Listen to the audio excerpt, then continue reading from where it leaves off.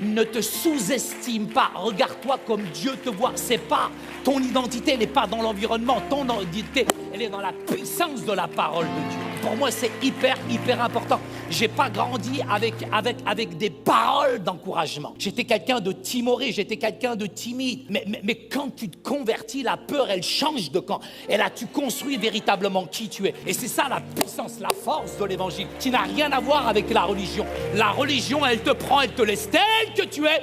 Mais quand Jésus vient dans un cœur, il fait véritablement de toi ce que tu dois être. Les puissances du monde ont promis à toute cette humanité un nouvel ordre mondial, et on nous a dit qu'il y aurait plus d'injustice. On me dit toujours qu'il y aurait plus de famine. On m'a dit qu'il y aurait peut-être plus de violence. Mais dans cette société dans laquelle je vis, je constate finalement qu'il y a beaucoup plus d'injustice. Il y a même de plus en plus de pauvreté aujourd'hui. Parlons pas de la haine. Avec un regard dans le métro, ça part. L'ordre mondial, je constate plutôt que c'est le désordre mondial aujourd'hui. L'impérialisme, le racisme, le colonialisme, c'est vrai que plus ou moins, ils ont peut-être un peu près disparu. Mes frères et sœurs, je constate au quotidien que finalement, il y a de nouvelles formes d'esclavage, de nouvelles formes de discrimination. Elles étaient discrètes, mais elles apparaissent de plus en plus aujourd'hui. La science, la technologie, les moyens de communication. C'est impressionnant. On est au siècle des moyens de communication. Et le téléphone arabe, il est tombé en panne dans nos banlieues. Il faut qu'on constate finalement que le facteur ne peut plus mettre de lettres dans la boîte aux lettres, ou que notre voisin sent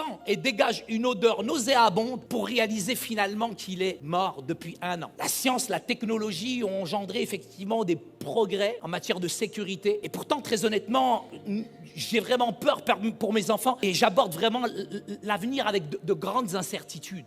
On est, frères et sœurs, entre l'incertitude et les nouvelles possibilités, entre la réconciliation et la polarisation. Nos vies sont marquées toujours par des tendances dans notre société qui est contradictoire, avec des répercussions qui sont dangereuses. Donc le monde, plus que jamais, aujourd'hui est fragile. Il est fragile d'un point de vue économique. Je ne suis pas climato-sceptique, mais sur le plan écologique, c'est aussi la catastrophe. Sur un plan moral et spirituel, c'est la décadence, c'est la déchéance. Notre monde risque en même temps l'implosion et l'explosion. Souvent, très honnêtement, on veut changer le monde, mais c'est pas au monde à changer, c'est aux chrétiens à changer. J'attends pas que le monde change, je veux que chaque chrétien change.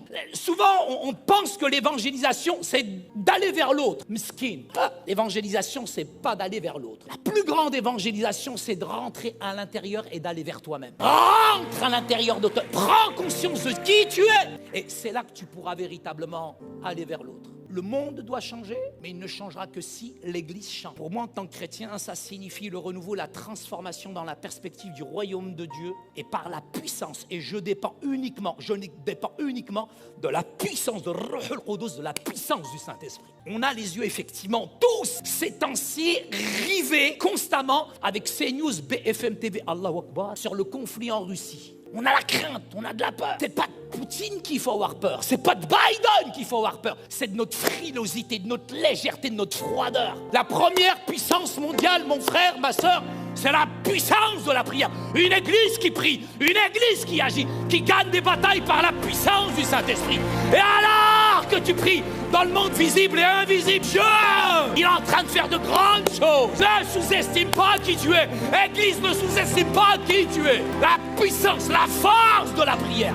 Il y a de la puissance dans le nom de Jésus.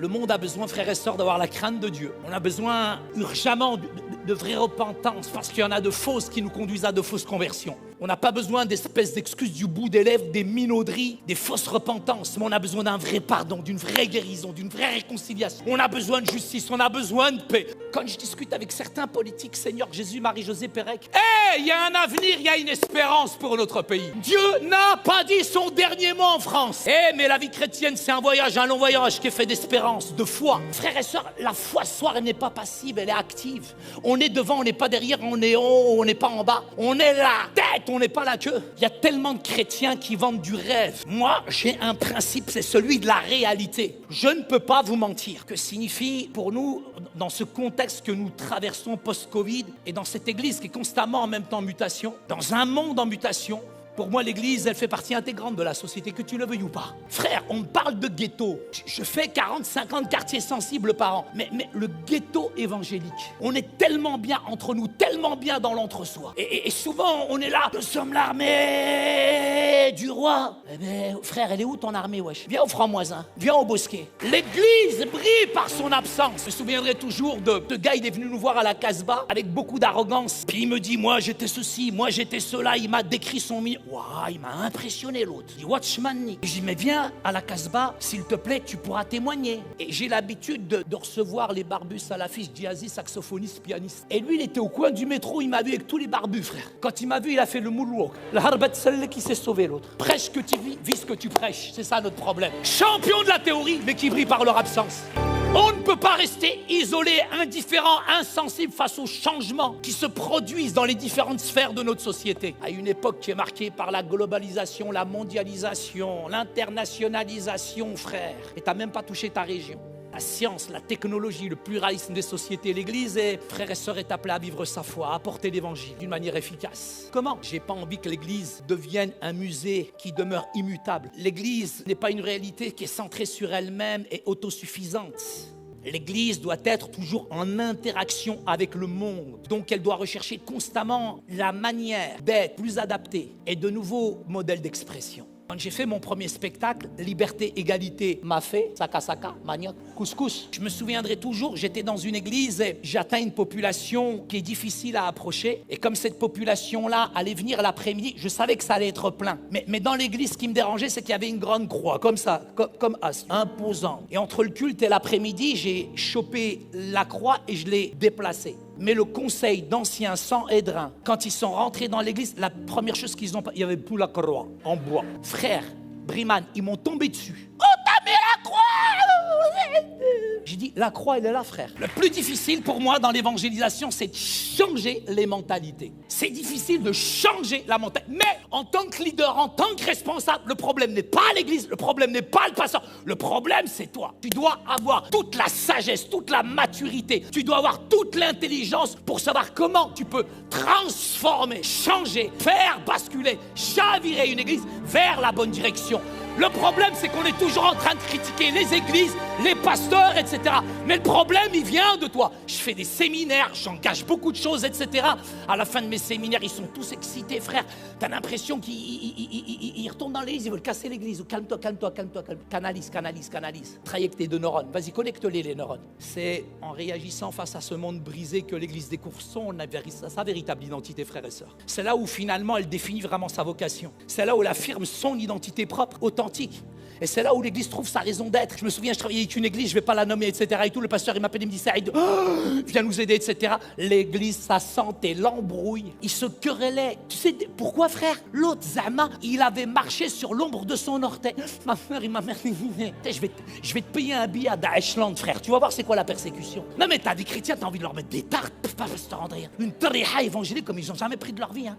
La susceptibilité. Hey, je préfère travailler avec les gens du monde qu'avec les chrétiens. L'église, elle se querellait, elle se battait. Je dis, pasteur, je vais t'arranger ça. J'ai pris toute l'église, je leur ai dit, vous avez le quartier chaud là-bas, venez, on y va. Hey, ils étaient tous unis, les chacun. Waouh! Faut essayer de voir comment les gens de l'extérieur nous voient. Et des fois, j'ai la chouma, j'ai honte. Hein. J'étais avec un ami à moi, on avait fait des études bibliques ensemble. Et il me dit, Saïd, ramène-moi la sécurité sociale. Je vais avec lui, j'arrive avec lui à la sécurité sociale. Il enclenche la porte, il rentre à l'intérieur de la sécurité sociale, il crie, il est vivant! Oh, la chouma. J'étais à côté de lui. Tu sais, dans la sécurité, il n'y a que des Arabes dans la sécurité sociale. Ils sont tous retournés. La secrétaire Miskina, la Azouza, la vieille, elle attendait la retraite. Elle a fait tomber le stylo, elle lui dit, il est vivant, mais qui? Et lui, il s'est pas fait déstabiliser. Lui, il regarde tout le monde, il va, hé, Jésus, wesh. Et des fois, j'ai honte d'être évangélique, la vérité. Et une fois, il y a un pasteur, il y a un pasteur, il me rend, quartier Auch, quartier chaud de Paris, frère. Le pasteur, il me prend, il me dit, tiens, ça, c'est le responsable de l'évangélisation. Oh, le responsable, Jésus, Marie, José, Pérec. L'autre, il avait une mallette en cuir, on aurait cru qu'il y avait 400 000 € dedans. Christ, il sort avec moi avec la mallette, l'autre. Quartier chaud. Je vais avec lui, il est là. Dès que t'as T'arrives dans notre cité, dans notre quartier, il y a des clés de lecture, il y a des codes culturels. On sait très bien que t'es pas de chez moi. Rien que déjà comme t'es habillé en tant qu'évangélique, on a compris qui tu es, frère. Et là, le gars, il voit tous les cousins. Il leur dit, vous connaissez l'agneau? On est tombé le jour de la fête du mouton, ils ont failli nous bouffer. Non mais mon frère, quel langage tu parles? La calamité que nous avons traversée, moi je l'ai mal vécue. Mais elle a été une période d'opportunité où je me suis remis en question. Est-ce que je vais continuer encore l'église comme ça? Si l'église demain elle ferme, est-ce que ça va continuer? Je prêche 2 fois par semaine, 52 semaines, plus d'une centaine de messages. Mais des messages que je veux plus prêcher. Je suis fatigué moi de la léthargie des chrétiens qui viennent juste manger et retournent chez eux. T'attends quoi? On me demande toujours, est-ce que Saïd il a reçu un appel? Mais t'es tombé ou quoi? J'ai pas reçu d'appel, j'ai reçu la pioche. Il y a tellement de travail à faire qu'il faut être aveugle aujourd'hui pour te dire la grande moisson des âmes. Quelle grande moisson des âmes? C'est la déchéance, c'est la misère aujourd'hui. Combien ont été cassés, brisés, détruits pendant cette période de confinement? Il y a des clignotants, il y a des alarmes, il y a des choses, il y a des messages, il y a des SMS que Dieu nous a envoyés. Et on a besoin de cette clé de lecture spirituelle. Dieu nous appelle, c'est la paix, c'est pas la fin du monde. Combien il y a des prophètes qui se sont prophétisés et qui ont dit que c'était la fin du monde? C'est pas la fin du monde, frère, c'est le début de la vie. Dieu n'a pas dit son dernier mot. Les défis du monde vont nous plonger et vont plonger l'Église dans une grosse crise d'identité. Nous sentons les choses comment elles arrivent. Si l'Église n'est pas capable d'assumer son rôle évangélique de manière responsable, en allant vers les autres, être une Église, frères et sœurs, qui va vers les autres, c'est une Église des pauvres. Mais je m'excuse, il n'y a pas plus pauvre que les riches. Miskin le pauvre. T'habites un quartier résidentiel. T'as une belle maison. Ok, très bien. Moi, j'habite la cité, le quartier. À minuit, t'as besoin d'un peu de pain. À minuit, dans la cité, j'ouvre le balcon du 3e, je mets ma tête.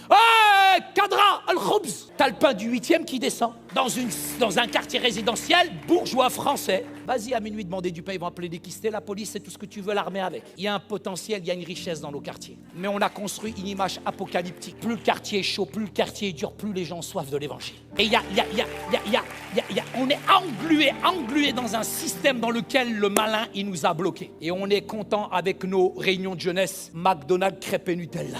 Être une église qui va vers les autres, c'est une église qui va vers les marginaux, comme les gens influents de cette société. Vers les opprimés, comme ceux qui se portent bien. Vers les réfugiés, comme ceux et celles qui sont installés dans leur super fauteuil en cuir et 3 couches de cuir. L'église, frères et sœurs, elle est celle de ceux qui recherchent la paix, qui œuvrent en faveur de cette harmonie et de la réconciliation, qui luttent pour le renouveau, la transformation. Être une église qui va vers les autres, c'est être une église qui est ouverte au monde, attentive aux signes des temps. Frères et sœurs, j'ai envie de vous dire, les gens ne se soucient plus de ce que l'église est ou dit. Vous me fatiguez. Le monde attend ce que vous faites. Qu'est-ce qu'on fait pour cette société? On est fatigué du prêchi-prêcha. Arrive à un moment, je suis désolé, le grand docteur de la loi, il pose une question, il répond à sa propre question, et Jésus l'entraîne dans un environnement, dans un endroit, dans un quartier mal famé, et le bon samaritain, il fait pas une réunion, il fait pas un zoom, il met un geste, il se met au niveau de la personne, il s'abaisse, et il met un geste à la parole. Prêche ce que tu vis, vis ce que tu prêches. Il n'y a pas de limite à aimer Dieu. Il n'y a pas de limite à aimer Dieu. Quand tu regardes le premier commandement, Dieu avec tes tripes, avec ton cœur, avec tout. Mais ton prochain, il y a une limite. C'est de l'aimer comme toi-même. Comment tu veux aller vers l'autre si tu n'es pas rentré à l'intérieur de toi-même? C'est le plus grand chemin, c'est la plus grande évangélisation. L'Église, elle ne peut pas rester un système clos d'enseignement ecclésiologique. J'arrive même pas à le dire, ecclésiologique. Avec toutes sortes de définitions dogmatiques. Position théologique. Le gars, il connaît tout le grec. Alpha, bêta, Fatima, Kadra, Zoubida, Malika. On a des grands théologiens, mais qui brillent par leur absence. On a des grands théologiens, mais avec une théologie systématique qui n'est pas biblique. Il y a des théologiens qui, aujourd'hui, sont en train de tuer la puissance du Saint-Esprit.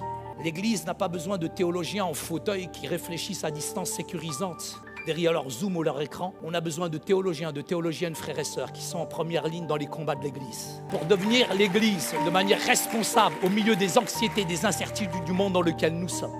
Frères et sœurs, on est appelé à impacter ce monde. Je te dis aujourd'hui, tu n'es pas n'importe qui. Dieu pose des regards favorables et d'amour sur toi. Ne te sous-estime pas, ne te diminue pas. Toutes les limites que tu te fixes, c'est toi qui te les fixes, il n'y a personne qui te les a fixées. N'attends pas un titre, mais sois rempli de l'onction.